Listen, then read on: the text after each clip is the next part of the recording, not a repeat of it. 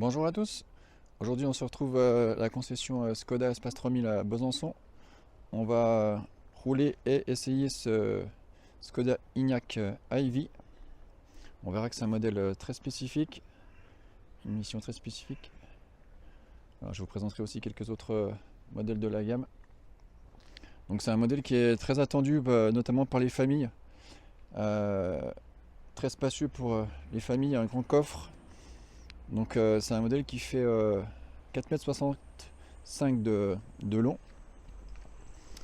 On a une large gamme de batteries de 52 à 77 kW utile. Donc c'est un SUV, mais on voit il est quand même assez plus bas que les autres, plus bas que le ID4. Par contre, il va avoir un coffre plus grand. Normalement, on a l'ouverture automatique avec le pied. Voilà, ça s'ouvre tout seul. Donc en volume de coffre, ici on est à 485 litres. Donc bah, c'est le plus grand en véhicule électrique, c'est le plus grand coffre. On voit en dessous, hop, qu'on a pour ranger. Ici on voit un câble qu'on a pour la P17. Donc en fait là il est fourni en option avec un chargeur mobile qui peut charger en 7 ou en 11 kW. Donc ça c'est vraiment intéressant. D'ailleurs c'est un chargeur qui vous fait office de box. Vous n'avez pas besoin d'acheter une box à la maison parce que le chargeur c'est un chargeur aussi qui est disponible chez Audi, un chargeur 11 et 7. Donc ça c'est intéressant. Vous pouvez le mettre à la maison sur une prise P17, une prise renforcée. Avec, il suffit de mettre un disjoncteur, un différentiel 32 ampères. Donc là en fait c'est une version qui est très spécifique, qui n'est pas disponible à la commande. C'est une version qui s'appelle i+, donc supérieur plus. C'est une version qui a été très peu diffusée, uniquement diffusée en concession. Il y en avait à peu près deux par concession, une pour l'exposition et une pour le démo. Donc là c'est un véhicule de démo qui va être disponible à la vente. Donc on verra que c'est vraiment un modèle full équipé. Je vous expliquerai un petit peu le principe de cette finition qui est plus disponible. Donc là on voit qu'on a les jantes 21 pouces. Donc ce qu'on va faire aujourd'hui, c'est qu'on va présenter ce modèle spécifique. Je ne vais pas aller dans le détail de toutes les options de la gamme. Il y a vraiment beaucoup de choses. Et on va faire notre trajet qui va servir maintenant de trajet référence. On va aller sur Dole par la route jusqu'à Auxonne, direction Dijon, pour voir un petit peu la conso. Et puis après, on reviendra par l'autoroute. Donc c'est le trajet qu'on a fait aussi avec le Q4. Et on le fera avec des autres véhicules maintenant pour comparer. D'ailleurs, ça serait intéressant de comparer avec le Q4 puisqu'on a la même config. Ici, donc, c'est un Enyaq 80. Donc le 80, c'est la batterie de 77 kWh. Et vous avez un moteur de 204 chevaux à l'arrière, donc en propulsion. Voilà. Donc là, on voit par exemple qu'on a le volant à 3 branches, c'est optionnel, sinon c'est un volant qui est en 2 branches comme ça. Donc on a un intérieur qui est très différent de la gamme ID, voilà, moi je trouve plus valorisant. On verra qu'ils ont un hommage très loft, lounge de leurs intérieurs. Donc on va aller rouler et puis on va aller voir ce que ça dit. Donc on voit ici qu'on garde des touches de raccourci pour le mode de conduite. Donc là on verra, on a les suspensions pilotées, enfin on a plein de choses. On a les sièges électriques, mémoire, on a les sièges, voilà. On a un grand toit panoramique aussi, ici. Voilà. Donc je vous présenterai la gamme et je vais vous présenter ce modèle. Mais on va aller tout de suite prendre la route. Voilà, donc on a mis le trip à 0. On met la température à 22. Et puis en mode de conduite, on est en normal. C'est parti. Tout à l'heure, on verra qu'on a aussi l'affichage tête haute. Je vais essayer de vous montrer. Voilà, l'affichage tête haute. Et puis on a aussi la réalité augmentée là-dessus. Ça, c'est vraiment sympa. Et là, tout de suite pour un premier tour. Voilà, j'essaie de vous montrer un petit peu l'affichage tête haute. En fait, on est comme dans le Q4, on a hop, l'assistance au maintien de voie. On a il vous laisse aussi au centre de la voie. Et puis on a aussi la régénération prédictive. Donc avec le GPS, il détecte quand on a un sens giratoire. Il va tout simplement freiner à votre place. Donc moi je suis pas trop fan des aides à la conduite, mais franchement je trouve ça très efficace. Là devant nous on a un écran 5 pouces, 5,3 pouces. Donc c'est le même que sur la ID3, ID4. Il est un petit peu plus éloigné sur certaines critiques. Il y a des gens qui le trouvaient qu'il était un petit peu loin. Mais moi je trouve qu'on utilise de toute façon beaucoup l'affichage tête et haute. En tout cas il a une très bonne définition, il y a des couleurs, on peut le paramétrer en 3 modes, donc c'est plutôt pas mal. On a aussi le grand écran 13 pouces ici. Alors il n'est pas très orienté vers le conducteur, mais voilà, comme ça il est partagé pour toute la famille. Donc là mes premières impressions, on voit aussi qu'on a la conso en live et en moyenne. Donc là on est sur un peu moins de 16.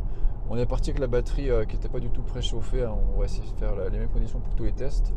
On a 19 degrés à l'extérieur. Pour le test du Q4 on était à 21, donc on a vraiment les mêmes conditions. On a un intérieur qui est vraiment sympa. Donc mes premières impressions déjà, malgré qu'on soit en 21 pouces, il est confortable. Q4 ça tapait un petit peu sur les raccords, là c'est pas le cas. On avait peut-être une suspension un petit peu plus sport.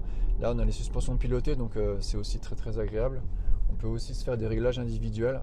Donc on peut mettre vraiment la suspension très molle, l'accélérateur plus réactif. On fait un petit peu la config comme on veut.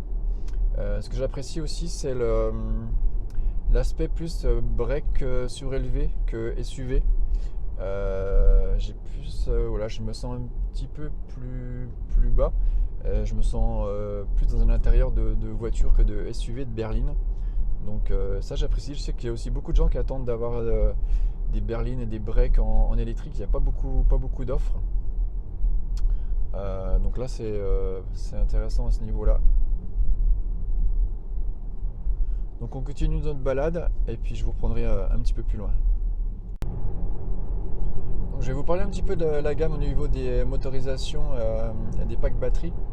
Donc en fait dans le Enyaq iV il y a le 50, 60, 80 et 80X. Donc le 50 c'est un 150 chevaux avec un pack batterie de 52 kW.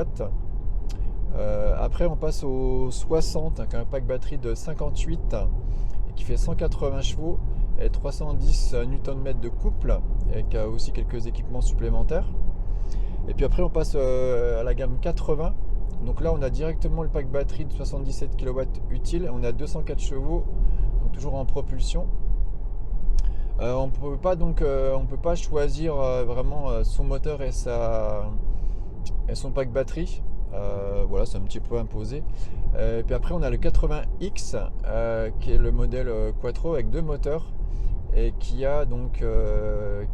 fait 265 chevaux et qui a toujours le pack batterie de 77 kWh.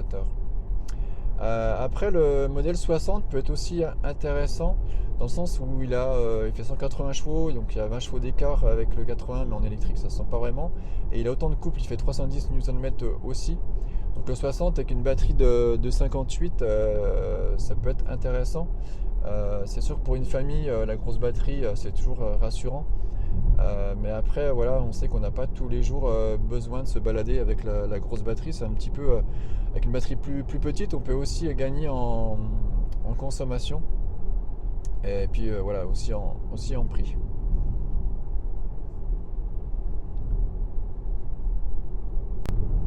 Là, je vais vous parler aussi un petit peu de la recharge.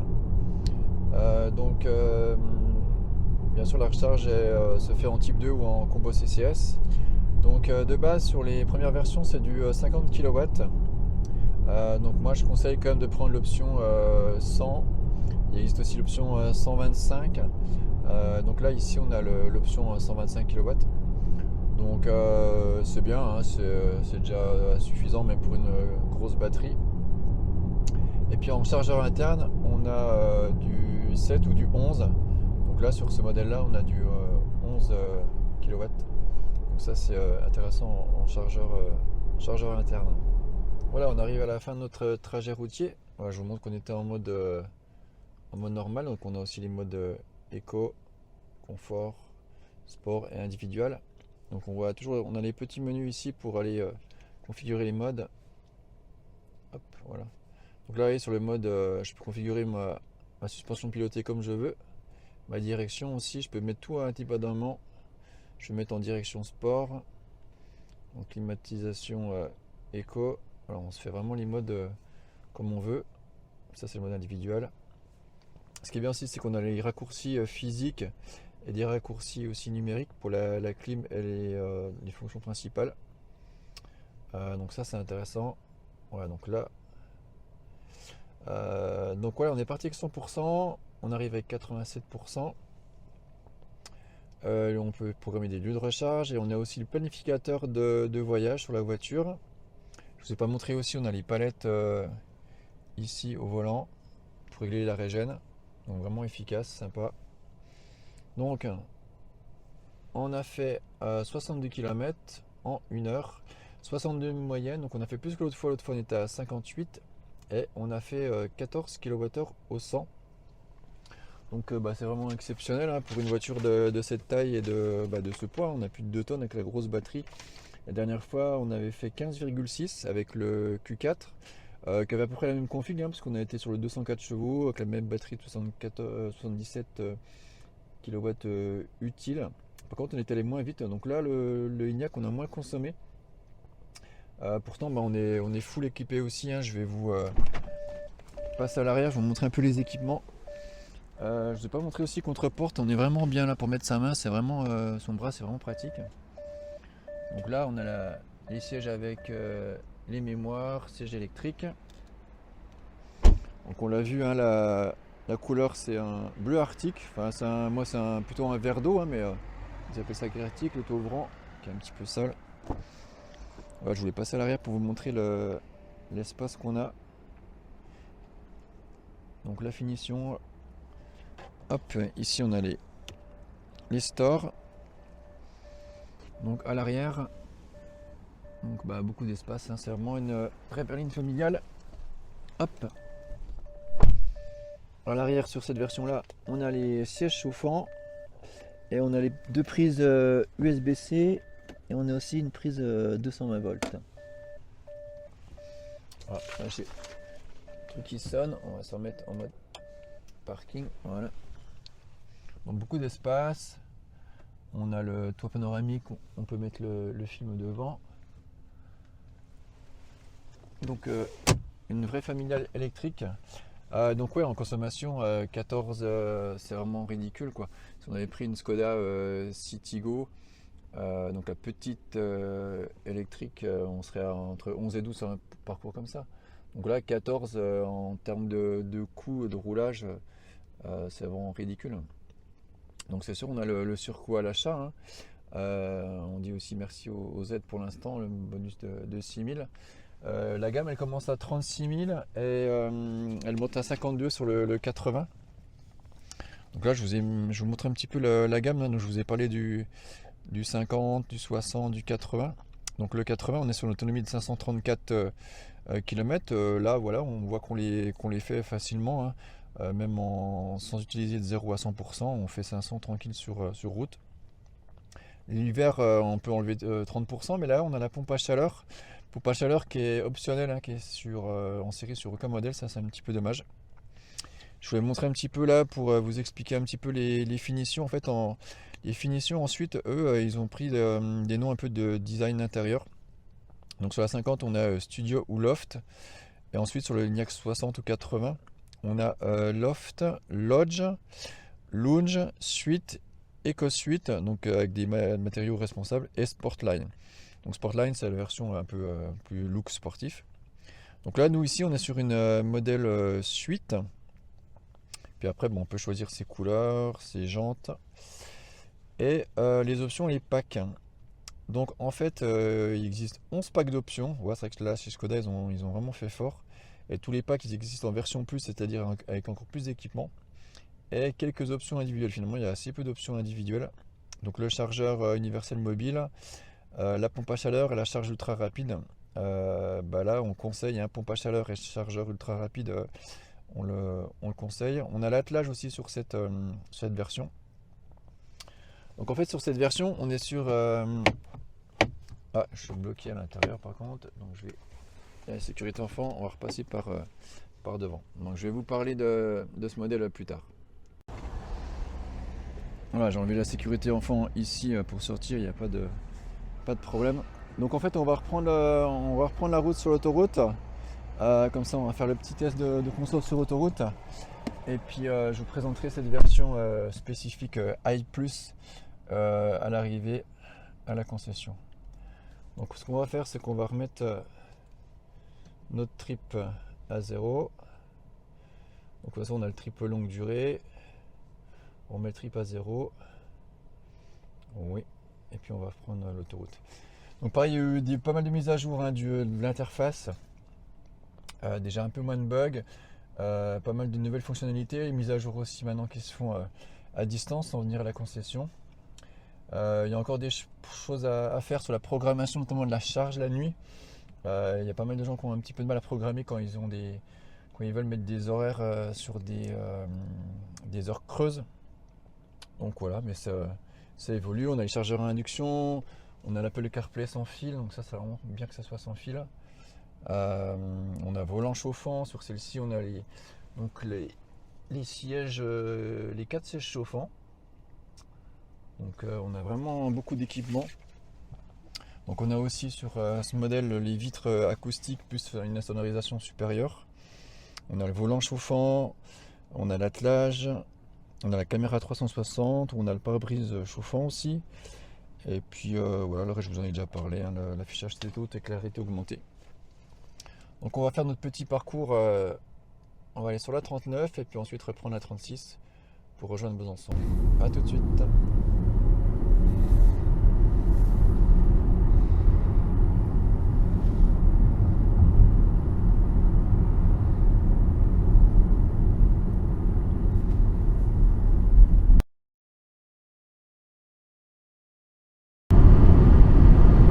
On essaie le Travel Assist. Donc là, il demande de reprendre le contrôle, on touche un petit peu. Donc là, franchement, il est très doux. Il n'y a pas de coup de volant. Là, on a l'option où il nous laisse centrer dans la voie. On va se faire doubler par une 192 Carrera. Carrera S, cabriolet. Reprenez le contrôle. Donc on se cale à 130 comme pour notre autre essai pour comparer.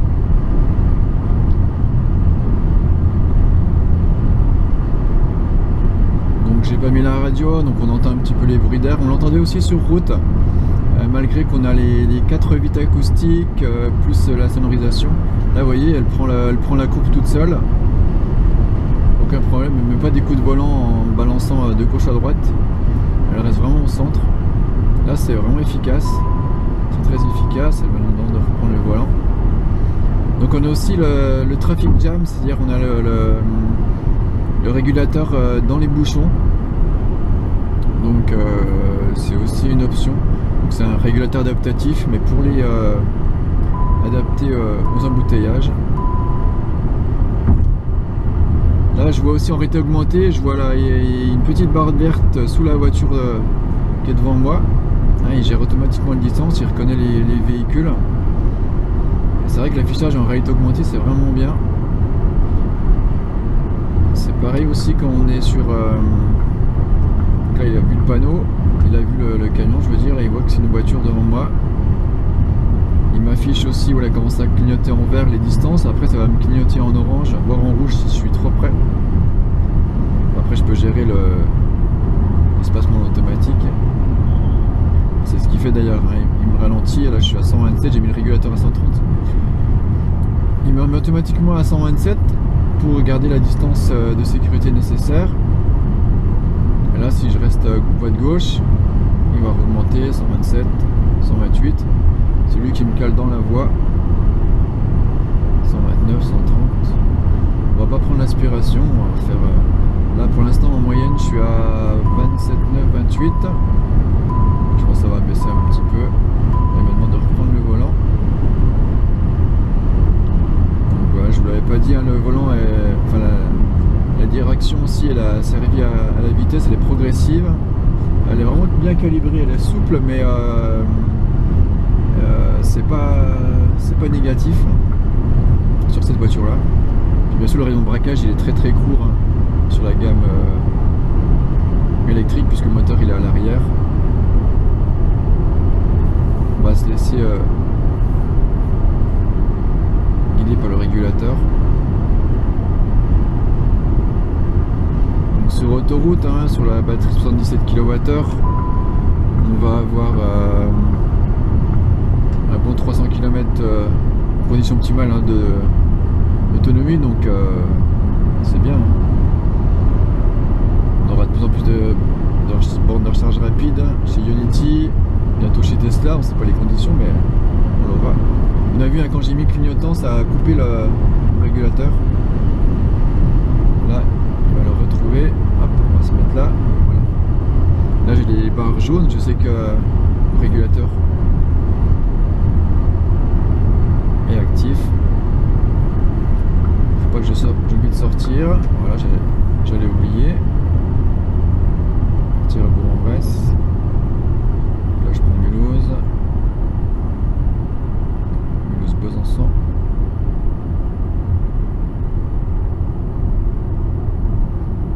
On va voir s'il va me lire le panneau.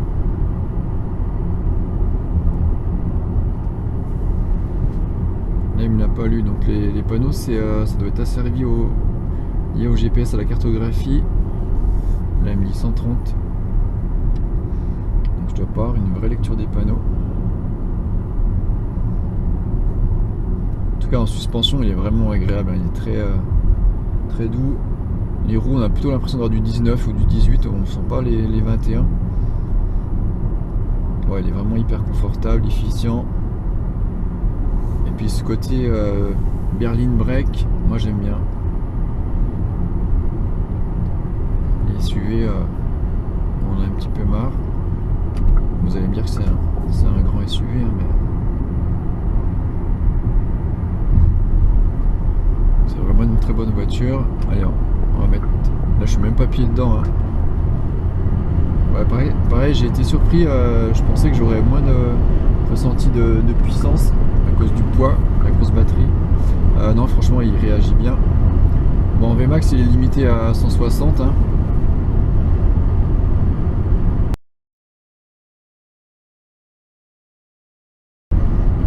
C'est une machine à rouler.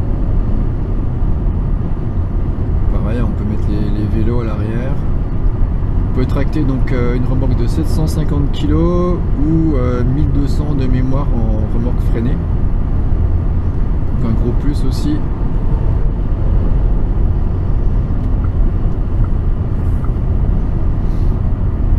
La concurrence, bah, c'est dans la maison, la ID4. Model X, c'est pas les mêmes tarifs. Model Y qui va arriver, l'Ioniq 5, mais qui n'a pas tout à fait le même coffre, qui a une bonne capacité mais moins carré. Donc là je suis à 25,7 kWh au 100 en conso, à 130 compteurs.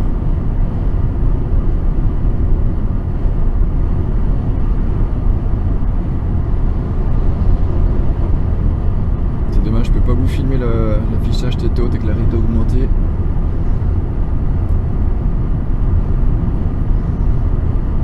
Bien sûr, hein, on vous invite à venir essayer la voiture en concession.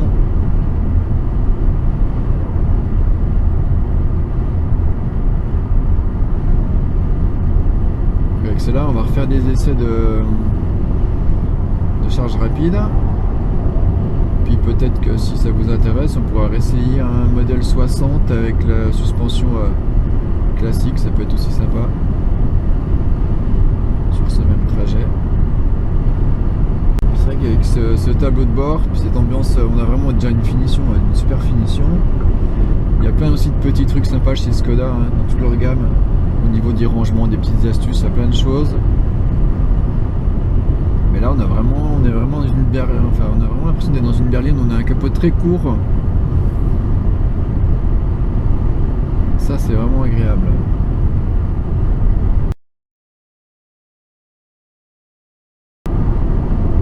Il maintient au milieu de la voie. Donc l'assistant maintien au centre de la voie, c'est aussi c'est dans un pack plus en option par rapport au simple régulateur de vitesse. Ma console elle bouge pas, je suis toujours à plus de 25.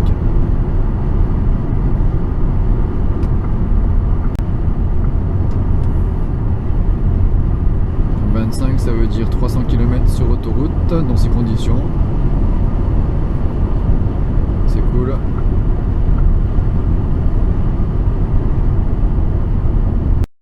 Donc si jamais vous m'entendez bien, là du coup je vais vous parler de cette finition I+, donc, qui était réservée aux concessions, 2 modèles par concession. Donc un pack unique, hein, I+. En fait il comportait 16 options, il comportait 8 packs plus 8 options. Et les packs c'était tout en version pack plus, donc les packs vraiment full équipés. Donc le pack famille, le pack, enfin tout, je vous listerai tous les packs dans la description. Donc là on est vraiment sur une limousine quoi, on a vraiment tous les équipements. Donc le pack plus il était vendu 12 750 €, mais il équivaut à plus de 20 000 € d'options. Donc ce pack il vous fait économiser 7 000 €. La voiture donc là elle sortait à 63, 64. Et là elle a 5200 km. Elle va être à vendre juste en dessous de 54 000 de mémoire. Je vous mettrai les informations dans la description et puis je vous mettrai le lien vers Clément, le commercial de Skoda, qui pourra répondre à toutes vos questions. Je pense que ça peut être un modèle vraiment intéressant à ce tarif là, full équipé, une série très spéciale. Et puis là les bonnes options, hein, pompe à chaleur, l'attelage, chargeur rapide, le chargeur nomade 11 kW, pas besoin de s'équiper d'une box chez soi. On a aussi le pare-brise chauffant, la sonorisation, enfin il y a tout. Ce qu'on n'a pas au niveau look, c'est la calandre lumineuse, quelque chose qui est très spécifique à Skoda, qui est assez récent. C'est une option qu'on peut avoir maintenant. Voilà, c'est juste un truc de design. Mais j'aurais apprécié de l'avoir sur ce modèle à l'époque.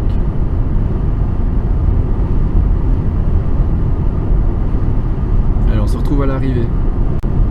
Alors, on vient d'arriver à la sortie d'autoroute à Besançon. Donc il nous reste 70% de batterie.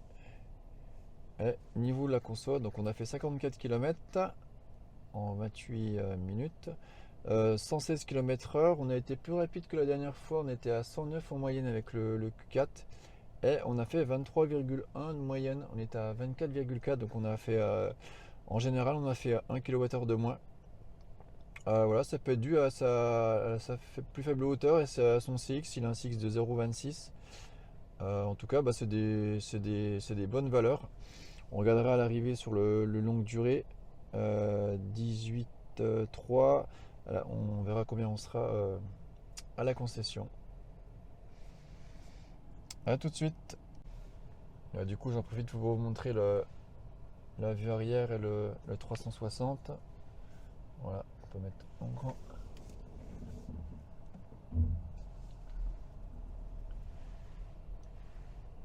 Après on a plutôt une bonne rétrovision arrière. Voilà, on a un 3/4 arrière. Voilà. On a un arrière fuyant mais on voit bien, on a des custodes latérales. Donc la visibilité est plutôt bonne. Voilà, on vient d'arriver. Donc en moyenne longue durée, on est sur donc 124 km et 18,2 kWh au 100 de moyenne, donc c'est vraiment très faible. Je crois qu'on était à 19,8 sur l'essai du Q4. Donc vraiment un super essai. que des bonnes choses à dire. Un petit point négatif, le clignotant qui sort dans les haut-parleurs qui est assez bruyant, je ne sais pas si on peut le régler. Voilà, sinon c'est un véhicule très confortable. Donc là on est sur un véhicule évidemment hyper optionné. Donc je vous rappelle un Finisson i+, qui n'est pas disponible à la vente, c'était des versions réservées aux concessionnaires. Donc évidemment on leur mettait le plus haut de gamme. Donc il a les jantes en 21 qui s'appelle les Betria. On a le pack Drive Sport Plus, on a le pack Famille, on a le pack Climatique Plus, le pack Drive Assist Plus, pack Confort Plus, pack Céleri Confort, on a un pack Multimédia Plus, on a le Parking Plus. Donc tous les équipements, je vous ai inclus dans ces packs, je vous invite à aller les voir sur le configurateur. Et puis sur celle-là, donc on a aussi le pompe à chaleur, le chargeur 11 kWh, la charge rapide 125, l'attelage, le toit ouvrant, et puis le design intérieur suite. Donc en fait on avait plus de 20 000 euros d'options. C'était un pack qui était vendu à 12 750. Donc la voiture elle sortait à 63 000 au lieu de 70. Et là elle doit sortir à 53 990. Je vous invite à prendre contact avec Clément si vous êtes intéressé. La gamme elle commence à 36 000 avec l'Ignac 50. Voilà, là on voit d'autres modèles. Ici on a un 60 et ici voilà un autre. Je vous invite à vous abonner à la chaîne, c'est important de nous soutenir. On n'est pas payé, il n'y a pas de contrepartie par les concessions, les marques. Voilà, on paye l'autoroute pour les essais, d'autres choses comme ça, les charges. Donc on vous remercie grandement de votre soutien. Prochain essai prévu, on a le MG ZS, on a le CRS3 peut-être. On va refaire des tests avec le Ioniq 5 et puis on aura beaucoup de tests de charge de courbe à faire. Voilà. Donc on vous dit à très bientôt. Vraiment une belle découverte que cette Ignac.